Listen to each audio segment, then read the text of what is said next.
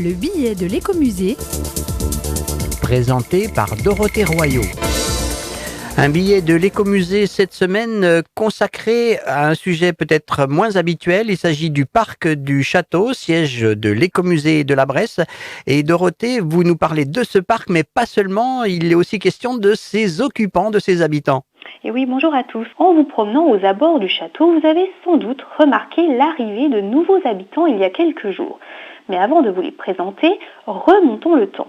À Pierre-de-Bresse, après la reconstruction du château par Claude V de Thiard de Bissy à la fin du XVIIe siècle, son fils Jacques, puis son petit-fils Anne-Claude œuvrent à l'aménagement des extérieurs.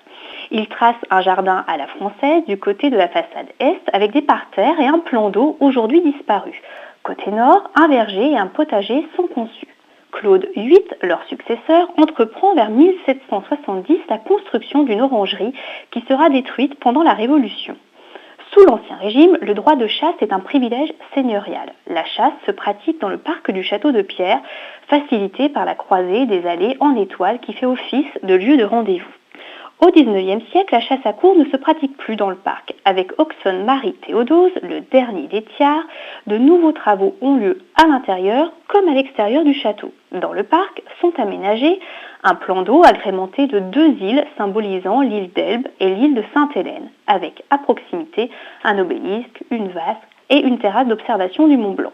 Intéressons-nous à présent aux habitants de notre parc. Saviez-vous qu'en 1840, 12 fauves étaient répartis en plusieurs enclos et dans le pavillon des chèvres? Il faut dire que le daim, avec sa robe tachetée de blanc, a été considéré de longue date comme un animal d'ornement dans les parcs ou les zoos. Originaire du sud-est du bassin méditerranéen, il fut introduit dès l'Antiquité dans toute l'Europe.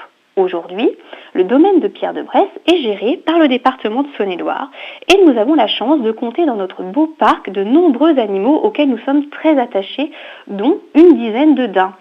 5 jeunes daines sont d'ailleurs venus rejoindre le cheptel récemment. Certains promeneurs leur donnent du pain croyant bien faire. Cependant, le daim est essentiellement herbivore. Il se nourrit d'herbes, de feuilles, de glands, de châtaignes. L'hiver, il mange du lierre, des ronces, du gui, des écorces et des graminées sèches. Alors, s'il vous plaît, ne donnons pas de pain aux daims. Tout comme il n'est pas recommandé d'en donner aux ânes. Anatole et Violette profitent de leur espace qui leur est réservé dans le parc aux ânes, tout proche des douves du château. Ils viennent très souvent à la rencontre des visiteurs pour la plus grande joie des enfants. Enfin, il ne faut pas oublier les canards, et notamment Justin, le petit canard blanc qui ne sait pas voler et qui est confiné dans les douves depuis quelques années déjà. Il est devenu la mascotte des salariés qui lui apportent tous les matins de la nourriture. Profitez donc du parc du château pour venir à la rencontre de ses habitants. Cela sera aussi pour vous l'occasion d'admirer les arbres remarquables du domaine et de vous oxygéner en cette période compliquée.